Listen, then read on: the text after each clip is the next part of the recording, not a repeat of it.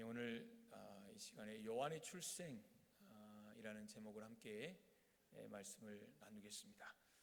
출생은 참 좋은 것입니다. 지금 출생률이 많이 떨어져서 도시마다 지역마다 학교가 폐교가 되고 또 통합되고 또 시 자체 또 지역 자체가 사라지는 그런 일들이 일어나는 때에 출생 참 귀한 단어라고 생각이 들어집니다. 특별히 우리가 기도할 것은 우리 교회 안에 또 우리 청년들 오늘 앞에 나와서 찬양하니까 너무 좋은데요. 우리 청년들이 빨리빨리 짝을 찾아서 또 빨리 결혼해서 또 결혼한 대로 미루지 말고 또 자녀는 빨리 낳으면 좋아요. 제가 빨리 결혼해서 빨리 해보니까 좋더라고요. 그래서 아멘. 그런 은혜가 있기를 소망하고 또 그래서 하나님이 명령이 그거잖아요. 생육하고 번성하고 땅에 충만한 거, 이게 하나님의 뜻이라고 믿습니다. 그래서 이런 귀한 출생의 대를 잇는 귀한 역사가 계속해서 우리 안에 멈추지 않기를 간절히 소망합니다. 아멘. 오늘 요한의 출생입니다. 오늘 본문을 보시면 이제 기한이 되어서 때가 되어서 요한이 출생합니다. 57절 엘리사벳이 해산할 기한이 차서 아들을 낳았다 그랬습니다. 여러분, 모든 것이 때가 있습니다. 오늘 그것을 성경은 기한이 차서라고 말합니다. 이제 우리가 흔히 말하는 것처럼 10달 엄마 뱃속에 잉태되어 있다가 때가 되니까 지금 세례 요한이 이 땅에 태어난 것입니다. 내가 원한다고 그렇게 되는 것도 아니고 내가 원하는 그때에 일들이 풀리는 것도 아닙니다. 다 때가 있다라는 것입니다. 기한이 차야 한다라는 것입니다. 이건 진리입니다. 우리가 잉태, 출산 이것만을 말하는 게 아니라 씨를 뿌리면 기한이 차야 합니다. 뜨거운 여름도 견뎌야 하고 봄도 견뎌야 하고 가을도 지나야 결국 우리가 추수를 할 수가 있는 것입니다. 기한이 차야 합니다. 창세기 21장에 보시면 아브라함도 기한이 차서 아들 이삭을 낳았습니다. 성경은 이렇게 말합니다. 사라가 임신하고 하나님이 말씀하신 시기가 되어라고 그랬습니다. 시기가 됐다라는 것은 기한이 찼다라는 것이죠. 그러면서 노년의 아브라함에게 아들을 낳았다라고 말합니다. 여러분, 그때까지는 기다려야 되는 거예요. 기다림이 중요합니다. 때가 차야 합니다. 기다리지 못해서 아브라함은 하갈을 통해서 이스마엘을 낳았어요. 그리고 그 가정뿐만 아니라 지금도 이 민족 간의 고통을 겪게 하는 그런 원인을 제공하고 말았습니다. 절대 욕심부리지 말고 절대 조급하지 말아야 합니다. 우리 예수님께서 이 땅에 오신 것도요, 그 때가 되어 오셨습니다. 갈라디아서 4장 보시면 때가 참회라는 단어가 있지요. 때가 참회. 구약의 창세기부터 3장 15절에 예수님 오신다, 메시아 오신다, 악한 사탄을 깨부술 그 구세주가 오신다, 그렇게 창세기부터 예언하고 여러분, 그것이 구약이 지나고 400년이 지나고 이제 세례 요한이 지나고 그 이후에 그것을 성경은 때가 참회라고 표현했어요. 그 긴 세월을 성경은 단 두 단어죠. 때가 참회. 하나님이 그 아들을 보내사 그랬습니다. 우리 예수님도 기한이 차서 때가 차서 하나님의 때가 되어 이 땅에 오셨다라는 것입니다. 모든 것은 때가 되어야 합니다. 그때까지 기다려야 합니다. 사랑하는 성도 여러분, 기도하고 때를 기다리는 것이 지혜로운 삶인 줄 믿습니다. 조급하면요, 정말 좋은 것을 놓쳐버려요.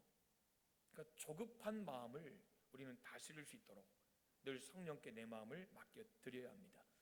여러분, 이렇게 세례 요한이 태어났습니다. 기한이 참회.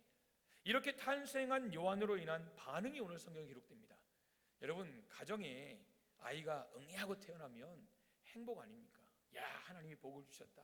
오늘 58절 보시면 이웃과 친족이 주께서 그를 크게 긍휼히 여기심을 듣고 함께 즐거워하더라 그랬어요. 지금 그를 이라는 것은 사가랴를 말하겠죠. 그 부모를 말하겠죠. 사가랴 가정의 경사를 보는 이웃과 친족들이 어땠어요? 함께 즐거워했습니다. 보세요. 친족이 즐거워하는 것은 당연할 수 있어요. 그냥 친족이니까. 물론 이 시대는 사돈이 사촌이 땅만 사도 배가 아픈 이런 경우도 있겠지만, 그러나 친족이 즐거워하는 것은 우리가 당연하잖아요. 형제들 또 뭐 조카들 뭐 이런 관계 속에서 친족들이 여러분 즐거운 일이 있을 때 와 함께 기뻐하는 것은 당연할 수 있지만 이웃들이 모두 즐거워한다는 것은 쉬운 일은 아닙니다. 오늘 성경 보시면 사가랴 가정에 경사가 났다는 거예요. 근데 친족들만 기뻐한 게 아니라 그 온 동네가 함께 기뻐하는 장면이 성경에 기록된 거죠. 이것을 보면 사가랴는 인생을 잘 살았어요. 인생 잘 산 사람이에요. 존경받는 그런 삶을 살았던 사람인 것을 우리가 알 수 있습니다. 여러분 주변을 보면요, 때로는 가까운 사람들도 함께 즐거워하지 못하는 경우도 있나요, 없나요? 있어요. 즐거운 일이 저 가정에 있어요. 나와 가까워요. 그런데 마음은 즐거워야 된다라고 생각을 해요. 머리는 생각을 해요. 그런데 이 가슴이 허락을 않는 거예요. 야, 왜 저 사람 집에만, 왜 나는 그렇게 오는데 우리 집은 이렇고 왜 저 사람 집에만.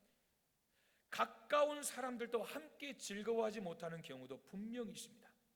그러나 하나님께서 우리에게 원하시는 삶은 오늘 성경의 58절의 말씀이에요. 함께 즐거워하는 것. 즐거워하는 사람과 함께 즐거워하는 것이 하나님께서 우리에게 갖기를 원하시는 그리스도의 마음인 줄 믿습니다. 그래서 바울사는 로마서 12장 15절 이렇게 말합니다. 즐거워하는 자들과 함께 즐거워하고 우는 자들과 함께 울라 그랬습니다. 누가 즐거워합니다. 여러분 그냥 가서 같이 웃으세요. 뭔지 몰라도 그냥 좋아하세요. 같이 좋아하세요. 그리고 누가 울고 있잖아요. 그러면 가서 함께 울어주세요. 마음이 공유되는 거 아닙니까? 마음을 같이 하는 거 아니에요? 여러분 마음을 같이 하는 삶이 함께 즐거워하고 또 함께 우는 것입니다. 그런데 함께 우는 것은 좀 돼요. 아 누구 뭐 어려운 일 있대. 아 그래? 얼마나 힘들까, 얼마나 아플까.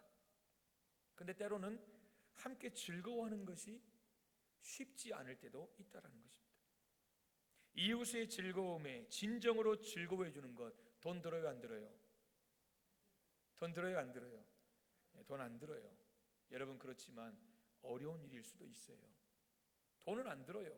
그냥 같이 아이 좋은 일 있냐고, 좋다고, 아이 좋겠다고. 여러분 그럴 수 있잖아요.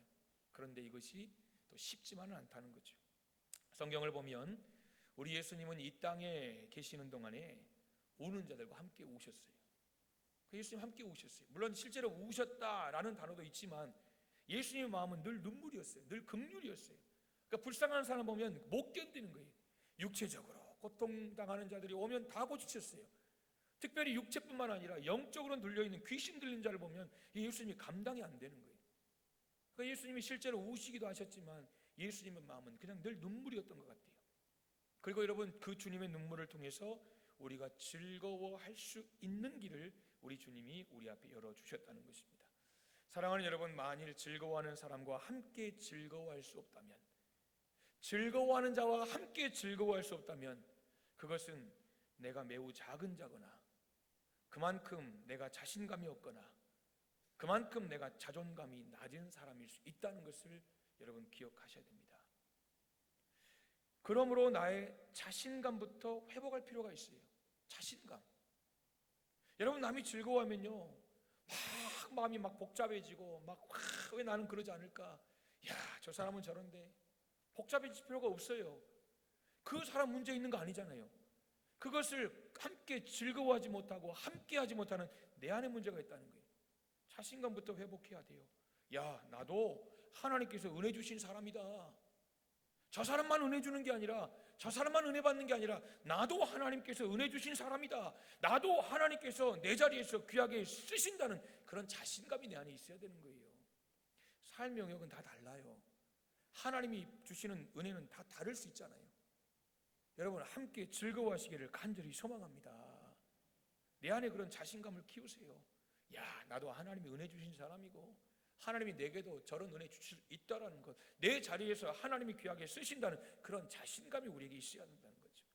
그런 자신감이 있을 때 우리는 다른 사람들의 즐거움에 진심으로 함께 해줄 수 있다라는 거죠. 오늘 이 요한의 출생 소식이 온 동네에 퍼졌습니다. 여러분 그런데 그 출생 소식이 신비해요. 만날 예전에 우리 뭐 신화들 있잖아요. 신화들 뭐 알에서 나고 뭐 어쩌고 막 이런 것처럼 이 요한의 출생도 그냥 아주 평범한 그런 이 출생 이야기는 아니에요. 신비한 이야기. 여러분, 이것이 전해졌습니다. 이 소식이, 요한의 출생의 소식이 전해졌을 때에 반응이 성경에 나옵니다. 65절 66절 우리 한번 다시 읽겠습니다. 65절 66절 시작. 그 근처에 사는 자가 다 두려워하고 이 모든 말이 온 유대 산골에 두루 퍼짐에 듣는 사람이 다 이 말을 마음에 두며 이르되 이 아이가 장차 어찌 될까 하니 이는 주의 손이 그와 함께 하심이로라. 아멘. 크게 두 가지입니다. 지금 요한의 출생이 퍼졌을 때에 나타난 반응 두 가지가 뭐냐면, 하나는 하나님께서 하시는 일에 대한 두려움이에요. 하나님이 하시는 일, 사람이 하는 게 아니잖아요. 마치 아브라함과 사라가 임신할 수 없는 상황에서 임신한 것처럼 이 사가랴 부부도 임신할 수 없는 그런 상황에서 하나님의 강권적인 역사하심, 그 역사 속에서 임신하게 됐다는 거죠. 그러니까 하나님이 하신 일에 대한 두려움이에요. 그런데 정확히 말하면 두려움이란 말보다 경이로움이에요. 와, 야, 진짜 하나님이, 보세요, 사가랴가 입이 닫혀서 말을 못합니다. 하나님 그렇게 하셨잖아요. 그래서 출생 후에 이름을 서판에다 요한이라고 쓰자 입이 열렸어요. 하나님 그렇게 하셨어요. 그리고 찬송했지요. 그러니까 이것을 보고 사람들이 두려워하기 시작했어요. 그러니까 이것은 야, 하나님 무섭다, 하나님이 두렵다, 이런 느낌보다는 하나님의 경이로움이요. 와, 진짜 하나님 대단하시다, 대단하시다. 이게 첫 번째, 하나님에 대한 경이로움, 두려움. 그러나 또 하나가 있습니다. 태어난 요한에 대한 기대예요. 기대. 뭐라고요? 기대요, 기대. 이걸 보고 싶은 거예요, 오늘. 태어난, 출생한 요한에 대한 기대. 기대. 여러분, 기대. 어떤 기대입니까? 오늘 성경이 이렇게 말합니다. 이 아이가 장차 어찌 될까? 한번 같이 한번 그 부분 읽어볼까요? 여러분, 66절 마지막 어딘지 아시겠죠? 시작. 이 아이가 장차 어찌 될까? 저는 놀란 것 같고 여러분은 그냥 읽으신 것 같고, 여러분 지금 그 느낌을 아시겠죠? 사람들이 야, 하나님이 이 한 아이를 이 땅에 보내시기 위해서 하신 일들을 사람들이 경이롭게 바라본 거예요. 그러니까 그 경이로움 속에 태어난 아이를 보면서 야, 이 아이가 대체 장차 어찌 될까? 사가랴와 이 어머니, 아버지, 부모의 마음에만 기대감이 찬 게 아니라 지금 그 소식을 듣고 출생의 소식을 들은 이 주민들, 동네 사람들, 친족들이 야, 이 아이가 어찌 될까? 기대감으로 충만했다는 거예요. 여러분 보십시오. 처음에 함께 즐거워했다 그랬거든요. 야, 이 아이가 태어날 때 야, 함께 즐거워해 주던 사람들이 이제 함께 뭐 하는 거예요? 함께 기대해 주는 거예요. 여기까지 나가는 거예요. 함께 즐거워할 수는 있어요. 그런데 그 상황 속에서 하나님이 더 얼마나 어떻게 역사하실 건가에 대해서 기대하는 마음. 오늘 보십시오. 즐거워하는 것을 멈춘 게 아니라 이제는 그 사람들이 함께 기대해 주고 있다는 거예요. 이 아이의 미래를 기대하고 있다는 거예요. 앞으로 어떻게 될까? 이 기대하는 거예요. 여러분, 그런데 이 기대는 긍정적인 기대예요. 소망의 기대예요. 보세요. 정말 그 기대처럼 요한은 놀라운 인물이 됩니다. 놀라운 인물. 7장 28절 보시면 내가 너희에게 말하노니, 나는 예수님이에요. 예수님 말씀하시기를 여자가 낳은 자 중에 요한보다 큰 자가 없도다. 큰 자가 없도다. 말라기에 엘리야가 나옵니다. 엘리야가 올 것이다. 이 엘리야는 세례 요한이에요.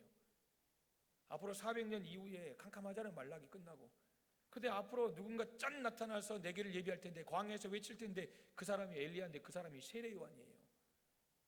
그러니까 구약의 가장 위대한 선지자가 엘리야 아닙니까? 신약도 마찬가지. 세례 요한 위대한 사람이에요. 위대한 사람. 여러분, 예수님 말씀하셨어요. 여자가 낳은 자 중에 요한보다 큰 자가 없도다. 요한이 출생할 때 사람들이 기대해서 야, 이 아이가 어찌 될까? 야, 이 아이가 어떻게 앞으로 성장할까? 어떤 일을 할까? 이런 기대가 그대로 응답됐다는 거예요. 큰 인물이 됐어요. 새로운 역사를 열었어요. 지난 400년의 암흑을 끝깨고 회개의 역사를 이루는 빛 대신 예수님이 오실 길을 예비하는, 여러분, 그런 광야에 외치는 소리로 쓰임받는 인생이 되었다는 거예요.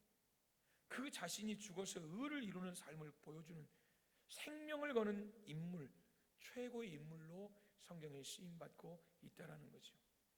여러분, 어떤 일에 기대하는 것, 또 누군가를 기대해 주는 것, 그건 참 좋은 것이라고 생각합니다. 저와 여러분, 우리가 서로를 바라볼 때마다 기대하는 마음이 있기를 주님의 이름으로 축복합니다. 누군가를 생각할 때 거기서 끊으면 안 돼요. 저 사람은 저기까지, 이거 아니에요. 그거 정죄하고 있는 거예요. 정죄하고 있는 거. 하나님이 어떻게 생각하실지 우리는 모르잖아요. 몰라요. 기대해 주는 것이 그리스도인의 관계 속에서 가장 중요한 것 같아요. 여러분, 목회자가 예를 들면요, 목회자가 성도들을 바라볼 때 기대를 안 해요. 저 사람,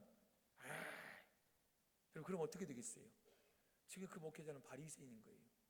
지금 이미 정죄를 하고 있는 거예요. 그 사람 몰라요. 알면 얼마나 한다고. 그렇잖아요. 알면 얼마나 한다고. 정죄하고 있는 거예요. 성도들도 마찬가지예요. 여러분, 우리가요, 목회자는 성도들을 기대하고, 목회자는 성도들을 기대하고, 목회자는 성도들을 기대하고, 성도들도 목회자를 기대하고, 우리 서로가 기대하며 그렇게 살아가면 참 좋겠습니다. 참 좋겠습니다. 서로 기대할 수 있기를 소망합니다. 조금 모자라 보이고 조금 부족하고 연약해 보여도 다 미래가 있는 거예요. 안 그렇습니까? 지금은 잘 몰라요. 장차 어떤 일이 일어날지 몰라요. 그러나 안타깝게도 우리가 살다 보면 사람들 속에서 기대하기보다는 조금 기대되는 사람을 오히려 밟아버리잖아요. 그냥 초장에 밟아야 된다는 거예요. 초장에 밟아야 내가 편하고 내가 이런 사람들 있잖아요. 실제로 예수님도 보시면 밟아대는 사람들이 있었어요. 주님이 어려서부터 지켜본 동네 사람들이 더 그랬어요. 그 주님 말씀하셨어요. 4장 24절에 또 이르시되 내가 진실로 너희에게 이르노니 선지자가 고향에서는 환영을 받을 자가 없다 그랬어요. 여러분, 오히려 우리 고향에서 진짜 메시아가 나왔다 이래야 될 거 아닙니까? 근데 고향에서 더 오히려 예수님을 밟아버립니다. 기대하지 않습니다. 가까운 사람들이 기대하고 격려하는데 여러분, 그렇지 못한 경우도 있다라는 거예요. 기대 효과라는 것이 있습니다. 기대해 주는 만큼 잘 되는 거예요. 기대해 주는 만큼. 우리가 자녀들 키울 때 그러잖아요. 자녀들 연식은 아이고 진짜 보면 걱정밖에 안 되지만 그러나 기대하는 거예요. 왜요? 기대 효과가 있어요. 기대 효과가 있어요. 자녀를 기대해 주는 거예요. 남편을 기대해 주는 거예요. 아내를 기대하며 격려하는 거예요. 그렇게 매일매일을 살아가는 거예요. 내게 주신 모든 것을 기대하며 바라보며 그 기대 안에 믿음을 담고 살아가는 것이 바로 우리 그리스도인의 삶이 되어야 한다는 거죠. 실제로 우리 예수님께서요, 시몬을 처음 만났을 때 주신 말씀이 요한복음에 나와요. 요한복음 1장 42절 보시면 예수께로 오니 데리고 왔어요. 시몬을 예수께서 보시고 이렇게 말씀하십니다. 네가 요한의 아들 시몬이니 장차 게바가 되리라 하시니라. 아멘. 뭐가 된다고요? 게바가 뭐예요? 반석이에요. 반석. 지금은 그냥 평범해요. 그냥 어부예요. 어부. 그냥 감정이 훅훅 올라오는 그런 사람이에요. 근데 성경은 예수님 뭐라고 말씀하시냐면 아니다. 너는 게바다. 반석이다. 너는 흔들림 없는 귀한 하나님의 사람이다. 베드로의 미래에 대한 기대예요. 그가 장차 어떤 사람이 되고 어떤 삶을 살게 될 것인가를 기대하며 예고하셨어요. 그의 미래를 기대하신 거 아니에요. 실제로 보시면 그 기대에 부응한 시몬이 그렇게 살잖아요. 여러분. 예수님 말씀대로 살아요. 무엇보다 정말 중요한 기대가 있습니다. 그것은 우리 자녀를 향한 기대도 아니고, 목회자가 성도를 향한 기대도 아니고, 성도가 목회자를 향한 기대도 아니고, 바로 나 스스로를 향해서 기대하는 것입니다. 나 스스로를 향해서. 여러분, 자신을 기대해 주시기를 바랍니다. 스스로를 격려하시기를 바랍니다. 아침을 열며 늘 기대하세요. 하나님 은혜 안에 잘할 거야. 오늘도 하나님의 은혜 안에 내게 좋은 일이 일어날 거야. 생각해 보십시오. 나도 스스로 나 자신에 대해서, 내 삶에 대해 기대하지 않는데 누가 내 삶에 기대하겠습니까? 여러분, 안 그렇습니까? 나도 내 삶에 대해 기대가 없어요. 나도 나 자신에 대해 기대가 없는데 누가 과연 내 삶을 기대해 주겠냐, 그거예요. 나의 가장 좋은 격려자는 누굽니까? 바로 나 자신입니다. 넌 안 돼. 되는 일이 없어. 이렇게 생각하면 불행한 거예요. 진짜 되는 일이 없는 거예요. 여러분, 나를 사랑하는 것은 성경의 가르침이에요. 성경의 가르침이에요. 매일 우리가 죽어야 되는 거 아니에요. 나를 쳐서 복종시킨다는 것이 나를 학대하고 내 삶에 의미가 없고 가치가 없고 내 존재를 부인하고 이런 거 아니에요. 이런 거 아니에요. 여러분, 우리가 예수 안에 산다는 것은 우리가 예수님을 사랑하잖아요. 나를 사랑하는 거예요. 나를 사랑하라는 것이 성경의 가르침이에요. 그래서 기준이 무엇입니까? 이웃사랑도 내가 나를 사랑하는 것처럼이에요. 나를 사랑하라는 것이 그 속에 담겨 있어요. 나는 죽고 매일 나는 그냥 지질이 궁상 떨고 이렇게 살고 자신이 그냥 초라하게 살고 남만, 이건 성경적이 아니에요. 절대 성경적이 아니에요. 나를 사랑하셔야 돼요. 나를 사랑하고 나를 기대하고 나 자신에 대한 소망을 품어야 되는 거예요. 그리고 그 사랑으로 이웃을 사랑하는 것입니다. 하나님께서 나를 얼마나 귀하게 여기시는지 여러분, 그때 우리는 깨달을 수 있는 것입니다. 여러분, 그 마음으로 우리가 사람들을 격려하고 기대해 주는 것입니다. 말씀을 맺겠습니다. 여러분, 기대해 주시기를 소망합니다. 목사가 부족하지만 기대해 주시고, 또 우리 서로가 부족하지만 또 서로 안에 있는 하나님의 은혜를 기대하고 서로를 기대해 주는 그런 마음. 그래서 기대는 축복이에요. 축복하는 것은 미래에 대한 기도잖아요. 미래에 대한 기대가 축복이에요. 사랑하는 여러분, 우리의 건강한 자세, 우리의 건강한 이 정신, 이 신앙, 이 믿음이 우리의 삶을 더욱더 아름답고 건강하게 만들어갈 줄 믿습니다. 오늘 요한의 출생, 단순히 한 아이가 이 땅에 태어난 게 아니에요. 이 세례 요한을 통해서 하나님의 역사가 이루어졌고, 그리고 이 세례 요한을 통해서 정말 수많은 사람들이 하나님의 일들을 기대했던 것처럼, 그리고 실제로 이루어졌던 것처럼 여러분 자신을 기대하시기를 소망합니다. 여러분 자녀들을 기대하시기를 소망합니다. 성도들을 기대함으로 사랑으로 섬기는 귀한 우리 공동체 될 수 있기를 주님의 이름으로 축복합니다. 아멘. 이 시간 우리 함께 찬양하겠습니다.